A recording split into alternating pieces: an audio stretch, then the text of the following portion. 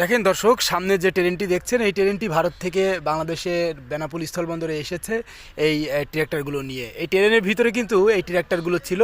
এই ট্রেন থেকে এক এক করে ট্রাক্টরগুলো সব নামানো হচ্ছে। এর পাশে একটা পার্কিং রয়েছে, এই টার্মিনালে রাখা হবে। দেখতে পাচ্ছেন যে ভারত থেকে কিন্তু আমদানি করা যে ট্রাক্টর, এই ট্রাক্টর কিন্তু ট্রেনের মাধ্যমে, বিশাল বড় এই ট্রেনের মাধ্যমে বাংলাদেশে এসেছে। এখান থেকে দেশের বিভিন্ন জায়গায় যাবে। এই ট্রাক্টর কি এই ট্রেনে আসছে?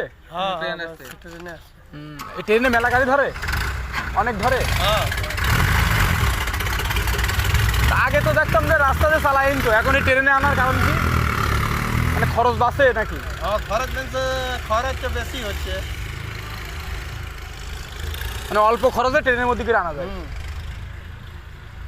কোথা থেকে ভিডিওটি দেখছেন কমেন্টে জানাবেন। এখন রয়েছি আমরা বেনাপোল স্থলবন্দর।